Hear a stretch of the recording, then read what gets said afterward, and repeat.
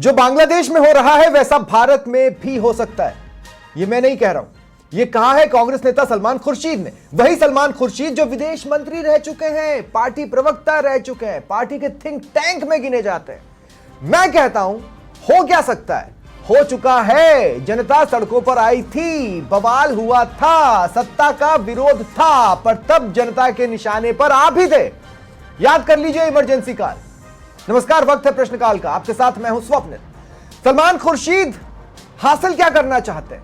कयास लगा रहे हैं, भड़ास निकाल रहे हैं या भड़का रहे हैं? पार्टी कैसे इस बयान से किनारा कर सकती है? आज जब सबको एक साथ रहना है, सर्वदलीय बैठक हुई थी जिसमें बड़ी बड़ी बातें की गई, उसके बाद एक चेहरे का यह बयान आना। क्या राहुल के लोकसभा चुनावों के दौरान दिए गए बयान का नए कलेवर में, नई ड्रेस में पुनर्जन्म है? क्या यह देश में आग लगाने की कोशिश है? क्या इंटरनेशनल डिप्लोमेसी में आप देश को पछाड़ना चाहते हैं महज इसलिए कि कल को मोदी विरोध के लिए एक नया मुद्दा मिल जाए? आज इन्हीं सब पर चर्चा करेंगे। मेरे साथ जो गेस्ट जुड़ रहे हैं आपको इंट्रोड्यूस करवा देता हूं। बीजेपी प्रवक्ता कृष्ण कुमार जानू जी मेरे साथ हैं और कांग्रेस प्रवक्ता पंकज शर्मा जी मेरे साथ हैं।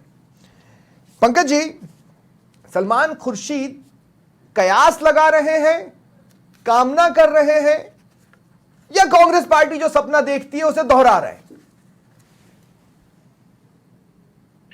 नहीं, मुझे लगता है कि कांग्रेस पार्टी तो वो पार्टी जिसने इस देश की स्वतंत्रता के लिए, संविधान के लिए और लोकतंत्र के लिए इमरजेंसी बहुत लगाई सारे अपने नेता शहीद हुए हैं। नहीं, अपने बहुत सारे नेता शहीद हुए थे। अगर आप इमरजेंसी की बात करें तो आपको फिर ये भी वक्तव्य बोलना चाहिए कि वो सबसे ज्यादा जो शहीद हुए हैं देश की लोकतंत्र के लिए, स्वतंत्रता के लिए, वो सबसे ज्यादा कांग्रेसी थे। मुझे लगता है कि आपका वक्तव्य तब कंप्लीट होगा। पहली चीज।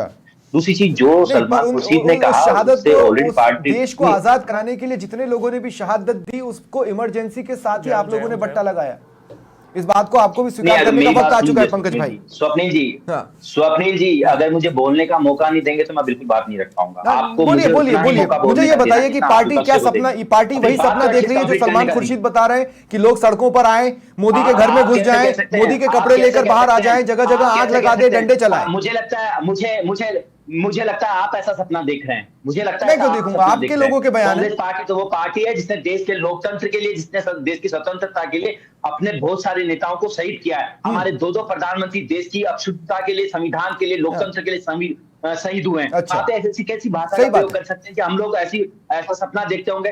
किसी नेता आज आपकी पार्टी में वैसे चेहरे नहीं है साहब। इसको पार्टी ने ऑलरेडी कह दिया। आज आपकी पार्टी में इंदिरा गांधी, राजीव गांधी जैसे चेहरे नहीं है साहब। बिल्कुल भी इत्तेफाक नहीं रखते हैं पंकज जी। आज आपकी पार्टी में इंदिरा गांधी, राजीव गांधी जैसे चेहरे नहीं है, विश्वास मानिए आप उनके स्टैंड से इतर भी सोच रखने लगे हैं आजकल। हमारी पार्टी में मेरी बात सुनिए स्वप्निल जी, हमारी पार्टी में से नेता थे जो देश के लिए अपना खून रक्त बहा सकते हैं, अपनी जान तक दे सकते हैं। अब एक बात सुनिए, किसी विपक्षी पार्टी का अब एक बात सुनिए, देश की सक्षुणता के लिए, सहिष्णुता के लिए और संविधान के लिए, लोकतंत्र के लिए अपनी जान तक दियो। हम लोगों ने अपनी जान दी है, हमारी पार्टी के नेताओं ने अपनी जान दी है। तो ऐसे कठोरा, देखिए मैं आपको एक बात बताता हूँ पंकज जी, मेरी बात सुनिए, मैं आपको एक बात बताता हूँ। मुझे आपसे इंटेलेक्चुअल डिबेट की पूरी उम्मीद है और इसलिए मैं ये सवाल आपसे पूछ रहा हूं। आपके कुछ चेहरे होते तो मैं ये सवाल नहीं पूछता। नहीं, आप डिसाइड कर लीजिएगा, आप डिसाइड कर लीजिएगा सवाल वैसा है कि नहीं। मैं आपको स्वतंत्र कर रहा हूं। मैं आपसे सिर्फ एक बात ये कह रहा हूं पंकज जी, बांग्लादेश के स्ट्रक्चर और इंडिया के स्ट्रक्चर में क्या डिफरेंस है, और जो चीज सलमान खुर्शीद कह रहे हैं वो इंडिया में क्यों पॉसिबल नहीं है? इसका जवाब है एक तो हमारा फेडरलिज्म, दूसरा इंस्टीट्यूट्स पर दलों का प्रभाव नहीं होना। अब आप बताइए क्या आप इससे सहमत हैं? क्या ये सवाल आपको इंटेलेक्चुअल लगता है और इस पर आप इंटेलेक्चुअल जवाब देंगे?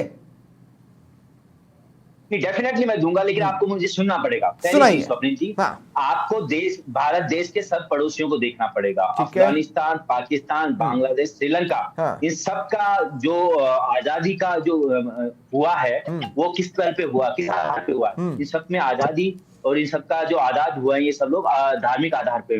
भारत का जो आजाद हुआ है, भारत की जो स्वतंत्रता हुई है वो, और भारत जो नियुक्त हुआ है एक तरह से वो हमारे लोकतंत्र के आधार पे हुआ, लोकतंत्र की, संविधान की नींव पर हुआ है। तो जो देश लोकतंत्र और संविधान की नींव पर है, उसमें ऐसा कुछ भी नहीं होगा जो Exactly. कुछ भी कोई किसी ने कह दिया है। तो सलमान ऐसा कुछ खुर्शीद भी नहीं क्यों होगा। कह रहे हैं? हमारा देश संविधान की सलमान नींव पर है खुर्शीद और क्यों कह रहे हैं? संविधान को, लोकतंत्र को बनाने के लिए सबसे ज्यादा सहयोग, मैं सबसे ये ज्यादा आपसे पूछ रहा हूं, समर्पण सलमान कांग्रेस के खुर्शीद नेताओं ऐसा ने क्यों दिया कह है। रहे हैं? आपको ये नहीं भूलना चाहिए। पंकज भाई, सलमान खुर्शीद ऐसा क्यों कह रहे हैं? अच्छा, जैसा कि आपको बुरा लगा जब मैंने कहा क्या ये कांग्रेस पार्टी का सपना है, मैं आपको उसके उदाहरण गिनाऊंगा, लेकिन उससे पहले मैं पूछ रहा हूं सलमान खुर्शीद ऐसा क्यों कह रहे हैं? वो विदेश मंत्री रह चुके हैं, वो पार्टी के थिंक टैंक गिने जाते हैं, पार्टी के प्रवक्ता रह चुके हैं। मेरी बात सुनिए, हाँ, पहले मेरी बात सुनिए। हाँ, किसी व्यक्ति विशेष ने किस परिप्रेक्ष्य में ये बात कही है, या तो उनका पूरा स्टेटमेंट वो खुद देंगे तब पता चलेगा। पार्टी दे ने नहीं रहे, अपना बात ही नहीं ऑलरेडी कर रहे। स्टेटमेंट क्लियर कर दिया कि हम उनसे सहमत नहीं है। पहली बात, अब मेरी बात सुन लीजिए आप, 1 मिनट में अपनी लेक्चर कंप्लीट फर्स्ट। हाँ, तो अभी पूरे देश में जिस तरीके से हम पिछले कुछ, आज ही की आपको घटना जो विनेश फोगाट आज ओलंपिक से बाहर हुई है, उससे 1 साल तक 2023 उन्होंने पूरा सड़कों पे निकाला है। अगर उन्होंने उस परिप्रेक्ष्य में कहा है सलमान खुर्शीद ने कि ऐसा स्थिति हमारे देश में, मणिपुर की स्थिति देखिए, किसानों की स्थिति हम सब लोगों ने विनेश देखी है। फोगाट वाली खबर तब आई भी नहीं थी जब उनका स्टेटमेंट मार्केट में आ चुका था। इसका मतलब है कि उन्होंने विनेश फोगाट के लिए तो कहा नहीं है। हुआ तो हमारे देश में ही है। हमारे देश में ही विपक्षियों की आवाज कुचली गई है। हमारे देश में ही जिन्होंने अपने अधिकारों की लड़ाई लड़ी, उनकी आवाज कुचली गई है। तो अगर उन कुचली आवाजों की बात करते हैं तो उसको अगर इस तरीके से जोड़ दिया जाए कि बांग्लादेश से हम अपना नहीं, मुझे एक बात बताइए, अगर विपक्ष की आवाज कुचली गई है तो विपक्ष तो सड़कों पर नहीं आया, जनता क्यों आएगी? ठीक है, शायद कोई टेक्निकल एरर आया है। थोड़ी देर में वो जुड़ेंगे, फिर मैं उन्हें बताऊंगा कि ये पार्टी का सपना कैसे महसूस होता है। कृष्ण कुमार जानू जी, मेरे पहले सवाल से पहले मैं ऑलरेडी जुड़ा हुआ हूं। जुड़ गए आप? स्वप्निल जी, मैं ऑलरेडी लाइन पे हूं। दादा देखिए, मैं झूठ नहीं बोलूंगा, लिटरली आप गायब हो गए थे स्क्रीन से, मैं झूठ नहीं बोलूंगा, ब्लैक हो गया था, कोई टेक्निकल एरर आया था। मुझे आपकी स्क्रीन दिखाई दे, एनीवेज कोई बात नहीं, टेक्निकल। हाँ, बोले पंकज जी, आप अपनी बात कंप्लीट कर लें, फिर मैं कृष्ण कुमार जानू जी के पास जाऊंगा। हाँ जी, मैं अपनी बात कंप्लीट कर रहा हूं। मैं ये कह रहा हूं कि जो पिछले 10 सालों में जो हुआ है, किसान से लेकर पहलवान की बात करनी हो, मणिपुर की बात करनी हो, कहीं ना कहीं आवाजें कुचली गई है। लेकिन हम भले विपक्षी पार्टी में सर्वदलीय बैठक में एक बात बताइए। अच्छा ठीक है पंकज जी, मैं अब आगे आपके पास आऊंगा। लेट मी कंप्लीट कर, मुझे अपना पॉइंट ऑफ व्यू, पार्टी का पॉइंट ऑफ व्यू रखने दीजिए। शॉर्ट में रख दीजिए। बैठक में कांग्रेस पार्टी ने ये सर्वदलीय बैठक में कांग्रेस पार्टी ने ये आश्वासन दिया है सरकार को कि हम उनके साथ हैं, उनके हर फैसले तो सलमान खुर्शीद को पार्टी से बाहर निकाल कर फेंकिए। जो आश्वासन आपने दिया उस पर सलमान खुर्शीद चल नहीं पाए हैं, निकाल के फेंकिए सलमान खुर्शीद को पार्टी से बाहर। उसी तरीके से हमारी जो भी डिप्लोमेसी, उस तरीके से उस पर क्वेश्चंस होंगे। क्या होंगे? आपके अनुशासन पर कार्रवाइयां होती है क्या? 1-1 साल से पेंडिंग मामले चल रहे हैं। सलमान खुर्शीद, अगर आपने आश्वासन दिया उससे इतना सलमान खुर्शीद चले तो निकाल कर फेंकिए उनको पार्टी से बाहर। डेफिनेटली डिसिप्लिनरी कमेटी उनका पक्ष जान के उस पर एक्शन लेगी, अगर उनका पक्ष वाकई में गलत है, क्योंकि 4 शब्दों को पकड़ के चीजों को नहीं किया जा सकता। मैंने कहा कि पूरा पॉइंट समझना पड़ेगा। मैं भी समझाऊंगा, अब अगली बार जब मैं आपके पास आऊंगा मैं आपको पूरी बात समझाऊंगा। मैं आपको पूरी बात समझाऊंगा। मैं कृष्ण कुमार जानू जी, जनता क्या कर रही है क्या नहीं कर रही है, इससे जुड़ा मैं सवाल आपसे लूंगा, लेकिन उससे पहले मैं आपको 20 सेकंड दे रहा हूं अपनी बात रखने के लिए। देखो स्वप्निल जी, कांग्रेस के चरित्र में यह बात शामिल हो गई है कि वो कोई बात कहलवाते हैं और फिर उसे व्यक्तिगत के खाते में डालकर चुप हो जाते हैं। सेम पित्रोदा ने बयान दिया, उनके समुद्र पार के अध्यक्ष थे, राहुल गांधी के बड़े सलाहकार थे, जब उल्टा पड़ता दिखा तो वो उनका निजी बयान है करके छुट्टी कर ली। अब वही बात उन्होंने इसमें सलमान खुर्शीद से जोड़ दी है। चरणजीत सिंह चन्नी ने कहा कि अगर हमारी सरकार आई तो हम बाघा बॉर्डर खोल देंगे। बीके हरिप्रसाद कर्नाटक के नेता हैं कांग्रेस के, उन्होंने कहा कि पाकिस्तान हमारा दुश्मन नहीं है, बीजेपी का दुश्मन हो सकता है। नासिर हुसैन की जीत पर पाकिस्तान जिंदाबाद के नारे लगते हैं। और मणिशंकर अय्यर की तो बातों ही क्या करनी है, उसने जो कुछ किया है। हामिद अंसारी ने इस कांग्रेस के नेता रहे हैं, हमारे देश के उपराष्ट्रपति रहे हैं। हमारे एक इसरो के वैज्ञानिक नाम्बी नारायण के साथ क्या किया और रॉ एजेंट्स के साथ उसने क्या किया। कांग्रेस जो है एंटी नेशनल एक्टिविटी करती है और जब खुद घिरती है तो निजी बोलकर पल्ला झाड़ लेती है, ये उनका स्वभाव। अब सवाल लेता हूं कृष्ण कुमार जानू जी, संकेत मिलते हैं, ठीक है, अब मैं आपसे यह कह रहा हूं, आपके 10 साल के कार्यकाल में सड़कों पर जनता आई, किसानों के रूप में, रेसलर्स के रूप में, अगर मैं आपके स्टेट गवर्नमेंट्स की बात करूं तो टीचर्स के रूप में, बेरोजगारों के रूप में, और इन सब में उनको सिर्फ अनदेखी मिली। यही अनदेखी कभी ना कभी भारी पड़ सकती है। मैं ये नहीं कह रहा हूं बांग्लादेश जैसे हालात संभव ही नहीं है इस देश में, नहीं उतरेंगे, नहीं करेंगे, हमारा सोशल फाइबर ही अलग है। लेकिन इन चीजों को नकारा जा सकता है। देखो, ये सारी बातें जो हैं ये लोकतांत्रिक विरोध है, और किसी कर्मचारी के कहने पर सरकार वो कहे वही माने जरूरी नहीं है, किसी किसान के कहने पर सरकार वही करे पर घड़ा जो तो वो भरेगा, कहे जरूरी नहीं है। घड़ा तो भरेगा, कुछ और तो करेंगे आपने वो। देखा होगा 10 साल में लगातार चुनाव हुए हैं, भारतीय जनता पार्टी फिर सरकार में आ रही है, मुट्ठी भर लोग विरोध भी करते हैं, बड़ी संख्या में लोग साथ भी खड़े होते हैं। नहीं, आप लोग देखिए, आप खुद समझिए, आपका ग्राफ गिर गया है, ठीक है, किसी कारण से तो गिरा है, अगर किसी कारण से तो गिरा है। ये बात सही है, लोकतंत्र में जनता सर्वोपरि है ना? तो जनता जो निर्णय कर रही है, क्यों कर रही है? क्योंकि वो भी तो ये सब देख रही है। अगर हम सड़कों पर आते हैं तो हमें कैसे देखा जाए? किसी दिन गड़ा भरेगा, लोकतांत्रिक दायरे में वो कुछ करेंगे, कुछ ना कुछ तो करेंगे। देखो, मैं आपसे एक सवाल करता हूं कि भारतीय जनता पार्टी की एक नेता और प्रवक्ता नुपुर शर्मा ने कुरान के हवाले से एक बात कही। पार्टी को और देश के सुप्रीम कोर्ट को लगा कि गड़बड़ हुआ है, सुप्रीम कोर्ट ने आलोचना की, पार्टी ने एक्शन लिया और बाहर कर दिया। अभी कांग्रेस का ऐसा उदाहरण बताइए जिसमें कांग्रेस के नेता गैर जिम्मेदार बयान देते हो और एक्शन होता हो। राहुल गांधी खुद बार बार गलत बोलते हैं, कोर्ट में जाके माफी मांग लेते हैं, ये इनकी हैबिट। ठीक है, कमल कुमार टाक जी, सलमान खुर्शीद का बयान चाहे जिस परिप्रेक्ष्य में कहा गया हो, क्या उसका कोई औचित्य बनता है?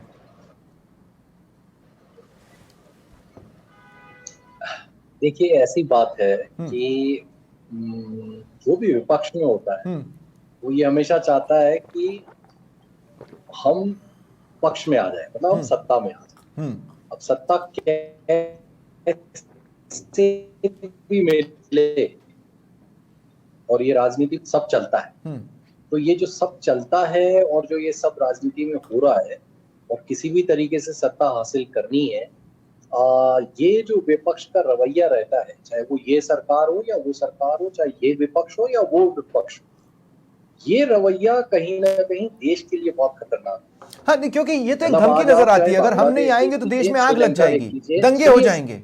मैं अपनी बात खत्म कर दूं सर। हाँ। नहीं, इसमें गलत है वो तो सब। कमल भाई देखिए, कोई टेक्निकल इशू आ रहा है, नेटवर्क प्रॉब्लम, आपकी आवाज कट रही है, एक बार फिर से बोलने। नेटवर्क प्रॉब्लम, कमल भाई नेटवर्क प्रॉब्लम है, ठीक है, नेटवर्क प्रॉब्लम है उनकी स्क्रीन फ्रीज हो गई है। जैसे ही वो दोबारा जुड़ेंगे मैं उनके पास जाऊंगा। पंकज जी, राहुल गांधी ने कहा था, अब मैं आपको बता रहा हूं कि कैसे सब एक जैसा सोचते हैं। सुनिए, राहुल गांधी ने कहा था, हिंदुस्तान के युवा इसको ऐसा डंडा मारेंगे, इसको किसको? Point number 1। सुबोध कांत साहे ने कहा, मोदी हिटलर की मौत मरेगा। चरणदास महंत ने कहा, हमें मोदी का सिर फोड़ने वाला आदमी चाहिए। कवासी लखमा ने कहा, कवासी लखमा जीतेगा, मोदी मरेगा। और आज सलमान खुर्शीद कहते हैं कि बांग्लादेश जैसे हालात हो जाएंगे। मैंने आपको एक बयान नहीं, सिलसिलेवार बयान बताए हैं जो एक ही दिशा की ओर दौड़ते नजर आ रहे हैं। बोटी वाला हो सकता है, लेकिन ठीक है, मैं आपको यह बता रहा हूं जो एक ही दिशा में दौड़ते नजर आ रहे हैं। इसलिए मैंने कहा कि कयास कामना या पार्टी का सपना। अब आप बताइए, सवाल गलत क्यों होगा? ठीक है स्वप्निल जी, मैं आपको एक बहुत गहरी बात कहना चाहता हूं और आप इसको बहुत गंभीरता से सोचने का काम कीजिएगा। आपने कांग्रेस के कुछ नेताओं के नाम डेफिनेटली उन्होंने गलत स्टेटमेंट दिए होंगे। मैं आपको प्रधानमंत्री मोदी जी के स्टेटमेंट बताता हूँ। ठीक है, शमशान और कब्रिस्तान में अंतर करने वाला बात, कपड़ों से पहचानने वाला, और कोरोना में कुछ लोगों को केवल जिम्मेदार ठहरा दिया गया, उनका भी बात करना चाहता हूँ। तो आप दुख को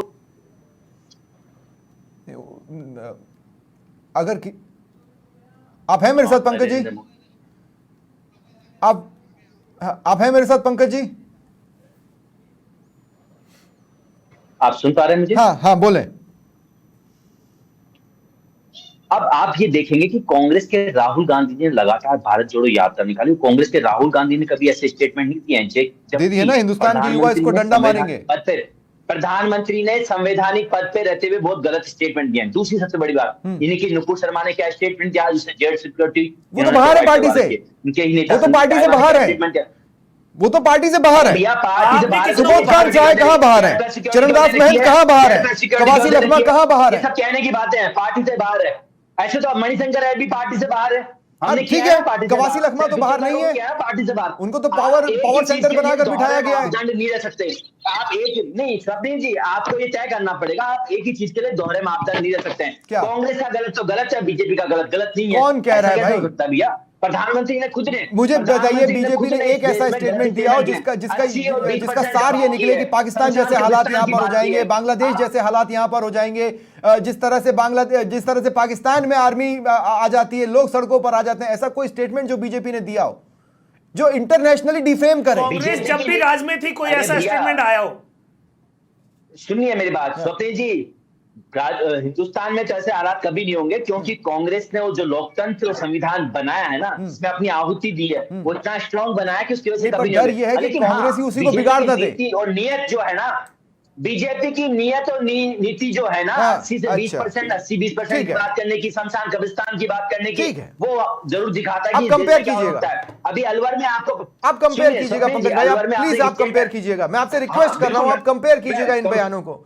जो गंभीर बयान रहे उस पर मैंने बीजेपी से भी सवाल पूछे, आप इस बात की गंभीरता को समझिए जो खुर्शीद ने कहा है। मेरी बात सुनिए स्वप्निल जी, मैं आपके चैनल पे गलत स्टेटमेंट जो भी दिया है, किसी भी कांग्रेस नेता ने दिया है, उसकी भर्त्सना हम लोगों ने की है। बीजेपी वाले कभी नहीं करेंगे। सलमान बीजेपी खुर्शीद का बयान गलत है कि सही? बैठा है ना, नहीं, उन्होंने बोला, इनसे पूछिए, उन्होंने जवाब दिया है। सलमान खुर्शीद के बयान को वो जायज नहीं ठहरा रहे हैं, वो ये भी कह रहे हैं कि देश में ऐसा नहीं हो सकता, लेकिन प्रॉब्लम यह है कि सलमान खुर्शीद अभी भी पार्टी में है।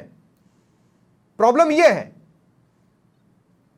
नहीं, उसका मैंने ऑलरेडी आपको बताया कि हर चीज का प्रोसीजर होता है ना, बिना किसी का पक्ष जाने चीजों की गंभीरता के हिसाब से प्रोसीजर में तेजी भी लाई जाती है। और लगातार संसद का सत्र चल रहा है, डिसिप्लिनरी कमेटी उनसे बात करेगी, उनका पक्ष भी जानेगी किस परिप्रेक्ष्य में बात किया। कमल कुमार टाक जी, आप जुड़ चुके हैं मेरे साथ। लेकिन मैं तो आपके माध्यम से कृष्ण कुमार जानू जी से पूछना चाहता हूं कि जो प्रधानमंत्री ने देश में आबादी के लिए जो कहा है, उनके लिए माफी मांगेंगे क्या? ठीक है, मैं पूछ लूंगा। उससे पहले कमल कुमार टाक जी, आपका स्टेटमेंट बीच में रुक गया था, आप अपनी बात खत्म कर लें। मैं ये कहना चाह रहा था कि सरकारें आएगी जाएगी, विपक्ष भी बनेंगे बिगड़ेंगे, लेकिन जो रवैया है कि देश के अंदर लोकतंत्र कायम रहना चाहिए, लोकतांत्रिक व्यवस्था कायम रहनी चाहिए, अगर हम उसके जामे को बनाए रखने के लिए अगर तैयार हैं, तो वो एक्चुअली भविष्य के लिए वो रास्ता नहीं खुलता है। जहां पर पाकिस्तान, आपके बांग्लादेश, यहाँ पर रास्ते खुल गए और यहाँ पर डे बाय डे, मतलब day by day in the sense कि लाइक एक अंतराल के बाद में सेना जो है वो सरकारें चलाती है। सेना जब चाहती है या जब भी ताकतवर हो जाती है, जिस तरीके से वो तख्ता पलट करवा देती है, तो ये अगर माहौल रहेगा तो वो लोकतंत्र कभी भी ढंग से नहीं पनप पाएगा। तो लोकतंत्र के नाम पर अगर मान लीजिए इस तरह की चीजों को कभी भी कोई हवा देता है, तो उसका भविष्य बहुत अच्छा नहीं है, क्योंकि वो आज ये है कल वो है। ऐसे जो भी लोग आएंगे उनको कोई भी 10 लाख लोग या 15 लाख लोग सड़कों पे आके अगर ये कहे कि साहब हम कब्जा कर लेंगे संसद पे, हम कब्जा कर लेंगे इस पे प्रधानमंत्री आवास पे या इस पे, तो उसके बाद वो सारा खत्म हो गया था। तो करेगा कौन? तो ये वाली टेक्निक जो है, वो टेक्निक भविष्य के लिए ज्यादा ठीक नहीं है। वो कोई भी सरकार आए लोकतंत्र के हिसाब। लेकिन कमल भाई मैं आपको एक बात बताता हूँ, कहते हुए कमल भाई मैं आपको एक बात बताता हूं, मैं आपको ये देखिए, जब बांग्लादेश में ये सब कुछ चालू हुआ, हम लोगों ने उस पर निगाह रखना शुरू किया, हम लोग उसकी गंभीरता को समझ रहे थे। मुझे बहुत खुशी हुई जब ममता बनर्जी ने ये कहा कि मैंने अपने सारे मंत्रियों को कह दिया है जो सेंटर से बोला जाएगा वही बोलना, उससे इतर रिएक्शंस मत देना। मुझे बहुत खुशी हुई जब राहुल गांधी ने एस जयशंकर से कुछ सवाल पूछे, जिसका एस जयशंकर ने जवाब दिया और राहुल गांधी को अप्रिशिएट किया, और कांग्रेस ने यह आश्वासन दिया कि हम सरकार के निर्णयों से इतर नहीं जाएंगे, ये इंटरनेशनल डिप्लोमेसी का मसला है। मुझे पता नहीं क्यों अंदर से यह लग रहा था कि कोई ना कोई बांग्लादेश की आग पर अपनी सियासी रोटी सेकेगा। वो सलमान खुर्शीद निकलेंगे ये नहीं सोचा था, वो विदेश मंत्री रह चुके हैं। इसमें इस बात में गंभीरता है, और अगर आपकी पार्टी का कोई भी प्रोसीजर है तो गंभीरता को देखते हुए इस प्रोसीजर में तेजी लानी चाहिए। मुझे दुख इस बात का है क्योंकि सलमान खुर्शीद का बयान इंटरनेशनली जाएगा, इंटरनेशनल डिप्लोमेसी को हिफाजत करेगा। नहीं, डेफिनेटली स्वप्निल जी, आपकी बात नहीं, कमल जी से मेरा सवाल था, पंकज जी, कमल कुमार टाक जी। हाँ, तो ये बात यही मैं कह रहा हूँ कि इसमें काफी संजीदा होकर बात करने की जरूरत है। कोई भी मामला जिसके अंदर आप ये कह रहे हैं कि वो प्रोवोकेशन हो सकता है, तो वो प्रोवोकेशन किसी भी तरीके का इस मामले में बहुत ही गंभीर रूप से एक जामा पहन सकता है। तो सभी को जो है वो काफी संजीदा होकर अपने बयान दे दीजिए। अब जैसे ऑल पार्टी मीटिंग के अंदर जिस तरीके से विपक्ष ने ये कहा कि हम सरकार के साथ हैं, तो ये एक संजीदा तरीका है। और ये संजीदा तरीका इसलिए है क्योंकि ऑल पार्टी वाले विपक्ष कह देता अरे हम तो खिलाफ नहीं है, आप कर ही गलत रहे हो और आप संविधान के साथ हो ही नहीं, हम तो आपके खिलाफ सड़कों पे इसीलिए आए हैं, तो यही होगा। अगर ऐसी कोई बात अगर संविधान अभी विपक्ष कह देता ऑल पार्टी मीटिंग में, तो फिर क्या वो संजीदा होता? एग्जैक्टली क्या वो देश के भविष्य के लिए ठीक होता? हो सकता है सरकारें तो आप हटा लो, लेकिन कब तक हटाते रहोगे? लेकिन अब सवाल ये उठ रहा है कि फिर आपने जो रूप वहां पर दिखाया और अब सलमान खुर्शीद जो बयान दे रहे हैं, कहीं उस दिन सर्वदलीय बैठक में जो कुछ भी था वो दिखावा तो नहीं था। मैं इस सवाल पर आऊंगा कमल भाई आपके पास, लेकिन उससे पहले कृष्ण कुमार जानू जी, गोली मारो, फिल इन द ब्लैंक्स, ठीक है, पाकिस्तान जाओ, कौन जाए वो आप डिसाइड कर लो, है ना। इस तरह के बयान भी देश के लिए उतने ही घातक हैं जितने घातक सलमान खुर्शीद के बयान को मैं यहां पे ठहरा रहा हूं, ठीक है। आप एक दो नाम गिना सकते हैं। इसमें एक और स्टेटमेंट जोड़ देना चाहिए जो गृह मंत्री अमित शाह ने, आप जोड़ दो, चलो जब मैं पूछ रहा हूं जोड़ दो, लेंगे जवाब। हाँ बोलो। नहीं, किसानों को आतंकवादी खालिस्तानी तक कहा गया है। हाँ, ये हमारे देश के किसान है, किसानों को खालिस्तानी कंगना रनौत ने गर्व का पल लाने वाली थी, ठीक है। हाँ कृष्ण कुमार जानू जी, ये भी देश तोड़ने वाले देश के गद्दारों को गोली मारो, ये अगर गद्दार शब्द के साथ जोड़ा गया है तो गद्दार के साथ क्या करना चाहिए? कौन था? जो कोई भी था। कौन था? उन्होंने सीधे तौर पर जब बोला, कितने गद्दारों को गोली मार के आपने एक नजीर पेश कर दी? देखो मैं एक चीज आपसे स्पष्ट कर देना चाहता हूं, हमने आजादी के बाद से देश के साथ गद्दारी करने वालों को सजा नहीं दी, इसीलिए तो हमारे वैज्ञानिक नाम्बी नारायण को यातनाएं झेलनी पड़ी, प्रताड़नाएं झेलनी पड़ी, और हमारे रॉ के एजेंट्स को हमारे देश के बड़े प्रमुख नेताओं की गद्दारी के कारण अपने प्राण न्यौछावर करने पड़े। गद्दारों के साथ कृष्ण कुमार जी में बोल रहे हैं, लेकिन अब मैं आपसे ये बोल रहा हूं, पाकिस्तान जाओ, बैठे बिठाए पाकिस्तान। देखो सीधे तौर पर ये दोष तोड़ने वाला बयान नहीं होता। भारत का गठन 1947 सुषमा स्वराज के आधार पर विभाजन से हुआ। सुषमा स्वराज बोलती थी, खुले मंचों से बोलती सुषमा जी थी। ने भारत अरुण जेटली बोलते थे, धर्म और संप्रदाय के तुष्टीकरण की राजनीति चाहता है, धर्मनिरपेक्ष देश में उसके लिए कोई जगह नहीं है। अरे नहीं, फिर धर्मांधता चाहिए तो पाकिस्तान नहीं, लेकिन क्या इस तरह के, अच्छा, लेकिन क्या इस तरह के बयान से देश नहीं टूटता? देखो देश टूटने की बात कहां, देश तो टूट चुका था 1947 में, और जिस मुद्दे पर टूटा, तो उसके बाद इस बयान की आज के भारत में जरूरत नहीं है। इस तरह के बयान सोशल फाइबर को डिस्टर्ब करते हैं। ये बात कृष्ण कुमार जानू जी कब स्वीकारेंगे आप? ये जो प्रिकॉशन दिया जा रहा है सोशल फाइबर के नाम पर, वहां पर रहने वाले हिंदुओं के साथ क्या हुआ है, बांग्लादेश में रहने वाले हिंदुओं के साथ क्या हुआ है? अगर इस नाम पर, हमारी सिक्योरिटी और नेशनल यूनिटी के नाम पर हम चुप रहेंगे, तो वो लोग जो हमारे देश के हिस्से थे, भौगोलिक कारणों से वहां रहे, उनके साथ कौन सा न्याय हुआ? क्या उनके न्याय में बोलना हमें ठीक नहीं है? वहां पर हिंदुओं के साथ गलत हो रहा है। लेकर आए सिटीजनशिप अमेंडमेंट एक्ट, उस पर जो प्रतिक्रिया वो भी एक एग्जांपल था, वो भी एक एग्जांपल था। जो पहला सवाल मैंने आपसे लिया था, उस समय मैंने आपसे कहा था देखिए जनता सड़कों पर आई, शाहीन बाग, वो भी उसका एग्जांपल है कि जनता सड़कों पर आई थी। अब मुझे बता दीजिए सीएए का विरोध क्यों कर रही थी जनता, और कौन सी जनता कर रही थी? ठीक है, ठीक है। पंकज शर्मा जी, मैं फिर आपसे एक बात कह रहा हूं, गंभीर है और गंभीरता के हिसाब से प्रोसीजरल तेजी दिखनी चाहिए। जैसे आपके कुछ चेहरों पर अनुशासनात्मक कमेटी अब तक बैठी हुई है फैसला लेने के लिए, 25 सितंबर वाला, तो अनुशासनात्मक कमेटियों की कार्रवाई तो हमने बहुत सारी देखी है। मैं ये खुद कह रहा हूं कि क्या पार्टी इस बात को महसूस कर रही है? कोई एक ट्वीट नहीं, कोई एक पोस्ट नहीं कि हम सलमान खुर्शीद के बयान का रिव्यू करेंगे और उसके हिसाब से उन पर कार्रवाई करेंगे। इससे पता चलता है ना कि एक तरह से पार्टी ने मौन समर्थन दे दिया। तोड़ दीजिए बैरियर और साबित कर दीजिए कि हम मौन समर्थन नहीं दे रहे हैं सलमान खुर्शीद को। नहीं, कोई समर्थन नहीं है सलमान खुर्शीद जी का, लेकिन ये मैं फिर से आपको एक बार दोहरा देना चाहूँ कि सलमान खुर्शीद जी का परिप्रेक्ष्य और उनका वक्तव्य को पूरी तरीके से समझना जरूरी है। क्या इस परिप्रेक्ष्य में बात केवल एक सिंगल लाइन चला, इसको वो अपने अपने इस देश में मीडिया की क्या हालत है हम सबको पता है। मुझे भी पता है, एक पक्ष की बात मुझे भी पता है। जैसे जिन सवालों को लेकर आप कह रहे थे कि बीजेपी से ये पूछे नहीं जाते, आपके सामने पूछ लिया पंकज जी। मैं इसीलिए कह रहा हूँ स्वप्निल जी कि दोनों पक्षों को जानना जरूरी है और विनम्रता के साथ ये चीज कह रहा हूँ। अगर गलत होंगे तो उनके पास डेफिनेटली कार्रवाई, देश से बड़ा कोई भी नहीं है। मतलब क्या है? बहुत बड़ी बात। बहुत बड़ी पंकज जी, लेकिन होंगे क्या देश से होता है? बड़े नरेंद्र मोदी भी नहीं है जो देश की जनता के लिए अरे भाई, मैं आपको बता रहा हूँ, यही प्रधानमंत्री ने बातें, चुनावी सभा में नहीं, दिए नहीं, भाषण नहीं, नहीं, वो देश के पूर्व यही बात है। विदेश मंत्री द्वारा दिए गए सलमान स्टेटमेंट में खुर्शीद शामिल से, नहीं किया। नहीं, सलमान खुर्शीद से मिलते जुलते कई बयान मैंने आपको गिना दिए कांग्रेसी चेहरों के। पंकज भाई, आप इस स्थिति की गंभीरता को समझिए। कमल कुमार टाक जी, मैं आपके पास आ रहा हूं। लास्टली मैं आपसे पूछना चाहता हूं, क्लोजिंग कमेंट के तौर पर आप क्या देंगे? क्या जो सर्वदलीय बैठक में आश्वासन दिया गया और अब जो बयान आया है वो दिखावा था, या फिर क्या स्थिति है? क्या सलमान खुर्शीद के बयान को एक इंडिपेंडेंट पर्सन के बयान के तौर पर देखा जाना चाहिए, या फिर इस रूप में देखा जाना चाहिए कि पार्टी में उससे मिलते जुलते बयान अलग अलग वे में हाल में सामने आए थे, जो मैंने इस डिबेट के दौरान गिनाए हैं?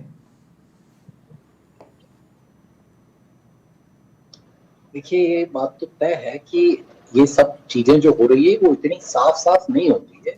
ये जो भी बयान आ रहे हैं या जो लोग कह रहे हैं और जो उनको दूसरे बयानों से ढकना चाह रहे हैं, तो राजनीति तो खैर वो चलेगी ही। ये राजनीति चीज ही ऐसी है, क्योंकि सत्ता हासिल करनी, और वो सत्ता हासिल करनी है तो फिर उसके अंदर सिद्धांत, नैतिकताएं सब परे हो जाएंगी। और यही समस्याएं हमें चारों तरफ देखने को मिल भी रही कि हम हमारी धीर, अधीरता, नैतिकताओं को ताक में रखकर किसी भी तरीके से बाई हुक और हुक सत्ता के समीप पहुंचना चाहते हैं, और ये अक्रॉस द पार्टी लाइन, किसी एक के लिए नहीं। और यही सबसे बड़ी समस्या है लोकतंत्र में जनता के सामने। मतलब ये जो चीजें हुई है, जिसको एक तरीके से देखा जाए बांग्लादेश के अंदर कोर्ट ने भी उसको एक तरीके से सुधारने की व्यवस्था करी। कोर्ट में और जाके बात हो सकती थी, डायलॉग हो सकते थे, लेकिन आपने उसको एक तरीके से पूरा रप्चर कर दिया। और रप्चर करने के बाद क्या बहुत अच्छी स्थितियां हो जाएगी क्या? वहां पर जो अभी तक जो जिस तरीके से वो ग्रोथ कर पाए थे, जितना सेटलमेंट कर पाए थे, जितना आगे बढ़ पाए थे, विकास की तरफ जुड़ पाए थे, उसमें कितना साल नीचे आ जाएंगे? और सबसे बड़ी बात ये बेरोजगारी की हो रही है, और ये तो बड़ा हास्यप्रद होगा कि अब बेरोजगारी बढ़ेगी कि घटेगी इस परिस्थितियों में। अब ये बेरोजगारी तो और बढ़ेगी। तो मतलब आपने अंत में तो उस बेरोजगार जनता का ही सत्ता के लिए जो है वो मरण कर दिया। बिल्कुल, हमारे यहाँ छात्र हैं। मैं एक स्थिति स्पष्ट कर दूं। दूसरा, सलमान खुर्शीद ये कयास लगा रहे हो या कामना कर रहे हो मैं नहीं जानता, लेकिन मैं इतना जरूर कहना चाहता हूं, सलमान खुर्शीद जो कह रहे हैं वो इंडिया में पॉसिबल नहीं है, नहीं होगा। कोई नहीं डरा है, आप कोशिश करते रहिए। और ऐसा मैं नहीं कह रहा हूं, खुद कांग्रेस भी कह रही है, टीवी डिबेट्स में तो कह रही है, पंकज जी ने भी कहा देश में ये पॉसिबल नहीं है। तो सलमान खुर्शीद, आप जो भी हासिल करना चाहते थे वो आपको कभी नहीं मिलने वाला है। बहुत बहुत शुक्रिया हमारे साथ इस चर्चा में शामिल होने के लिए। फिलहाल इतना ही, नमस्कार।